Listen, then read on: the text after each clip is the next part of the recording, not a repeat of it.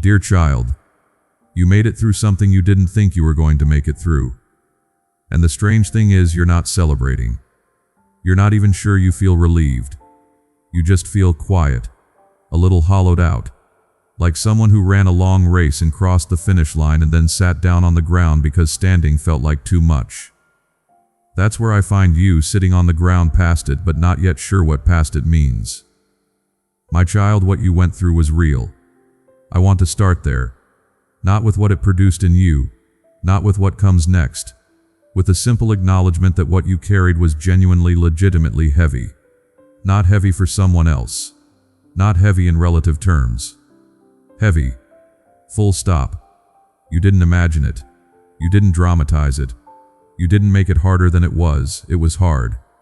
And you stayed in it. And you came through. Beloved, I need you to let that land before we go anywhere else. Because I have noticed something about you. About the way you process hard things. You tend to move past them quickly. Or try to. You minimize what you survived almost as soon as you survive it. It wasn't that bad. Other people have it worse. I should be over this by now. And those thoughts arrive before you've even caught your breath. Before the dust has settled. Before you've had a single quiet moment to acknowledge what it actually cost you. I want to interrupt that pattern today. What you went through was one of the hardest things I have ever walked a person through. Not because hardness is a competition. Because for you, with your specific history, your specific fears, the particular shape of what you love and what you dread, this was the hardest thing. Your hardest thing. And your hardest thing deserves to be honored as exactly what it was. My child, let me tell you something about what I watched. Not from a distance, right beside you. In the middle of it. When you didn't know if you could keep going, I was there. When you made the decision to get up again, even when every part of you wanted to stay down, I was watching that. When you held yourself together in rooms where falling apart would have been so easy. When you chose kindness on days when bitterness would have been completely understandable. When you kept faith with people who didn't fully know what it cost you to show up for them. I was right there. For all of it. And what I want you to know is that none of it was lost on me. Not a moment. Not a single act of quiet courage that nobody else named, I named it. I kept account of every time you chose to stay when leaving would have been easier. Every time you chose honesty. When a comfortable lie was right there available. Every time you forgave something that you had every right to hold. Every time you got up. Beloved family, if these messages have ever brought peace to your heart in a difficult moment, then you are already part of this mission. And if you feel led to support it, you'll find the link in the description and comment box. Thank you for walking this journey of faith with us. Dear heart, do you understand what getting up means when it's that hard? Not the easy getting up. The kind you do on ordinary mornings when life is manageable and the day ahead looks like something you can handle. The getting up when you're not sure you can. When the weight is so present that vertical feels like an achievement. When you look at the day and there is nothing in it that feels worth the energy of beginning, and you begin anyway. That kind of getting up is one of the bravest things a person does. And you did it more times than you counted.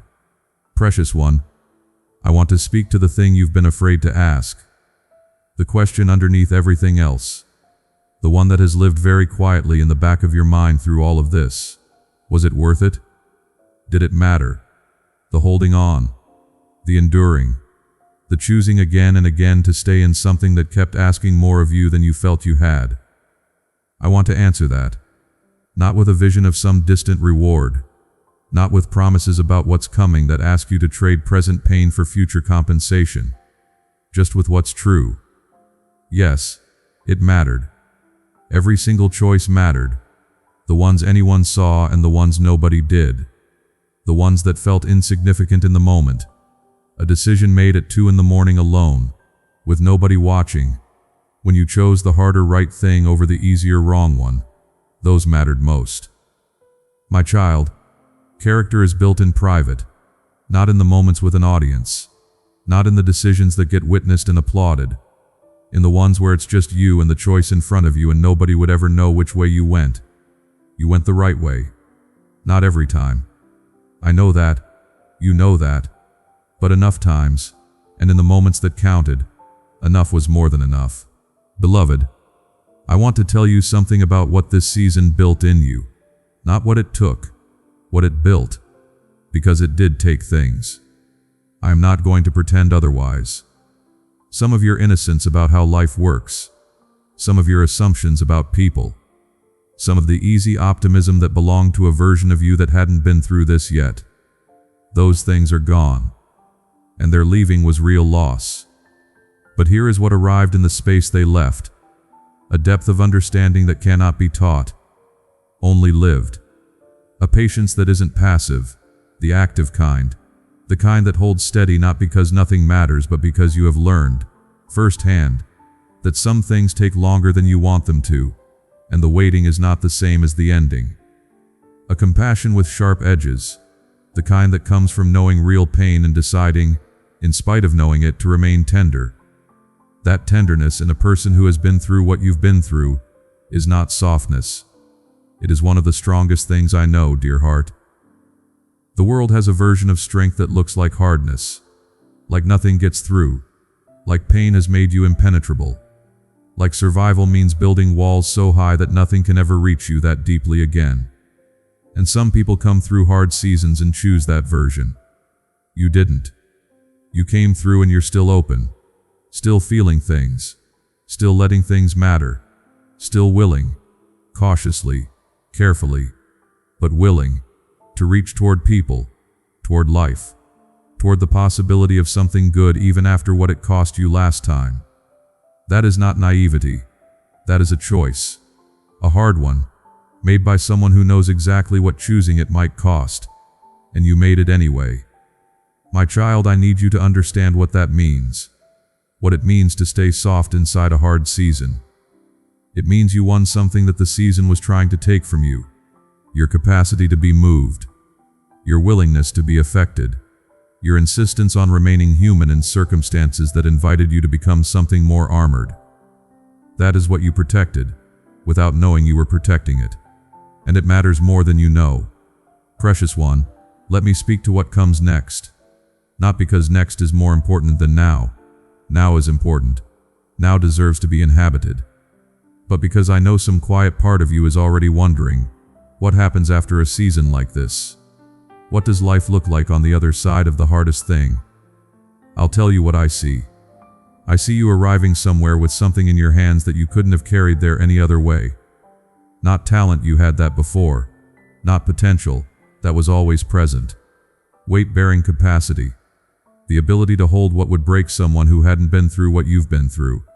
And that capacity, which you paid for dearly, is going to matter. In specific moments, with specific people. In rooms and conversations you cannot yet anticipate but that are already forming, already on their way to you. There are people ahead of you in time who are going to need someone who has been to the deep place and come back. Not to tell them it was fine, not to minimize what they're going through. To sit with them in it the way someone sits who knows the terrain firsthand. Who says without flinching, I have been here. I know how dark this particular dark is, and I also know there is more than this. Beloved, you are being made into someone who can say that truthfully. Not as comfort you're offering from a safe distance, as testimony from someone who was there. That kind of voice changes people. It reaches the ones that polished reassurance can't reach. The ones who can tell when someone is speaking from knowledge versus speaking from theory. You are going to speak from knowledge. My child, I want to return to right now to the quiet and slightly hollowed feeling you came in with. That feeling has a name. It's the feeling of a person who has given everything for something and is standing in the aftermath before the new thing has arrived. It's the in-between, not the hard thing anymore, not yet whatever comes next, just the strange flat ground between one chapter and another. And this in-between, I know it feels like emptiness, is not emptiness. It is space. Space you haven't had in a long time. Space that got filled up constantly by the demands and the weight and the doing of the thing you just came through. And now it's here. Open. Quiet. And it might feel wrong, like you should be doing something with it. Like stillness is suspicious when you've been in motion for so long. Dear heart, let the stillness be. You don't have to fill it immediately. You don't have to launch into the next thing to prove you're okay or that the season didn't break you. It didn't break you. The stillness is the proof. A broken person doesn't rest. They keep running, keep filling, keep avoiding the quiet, because the quiet has too much space for the hard feelings to surface. You are resting, and the feelings that surface in the rest are welcome. Grief, if there is grief. Relief if that comes. Anger, if it's still there. The strange sadness of being done with something that took everything. All of it is welcome. All of it is part of the passing through. Precious one, I am so proud of you. Not in the way people are proud of things that impress them. In the deeper way, the way a parent is proud of a child who went through something genuinely hard and came out of it still themselves. Still intact, still kind, still reaching. That's what I mean. My child. I want to close with something simple, not a next step, not a preparation for what's ahead. Just this: you passed. Not with ease, not without cost, not in the way it looks. In stories where the hero emerges victorious and the music swells.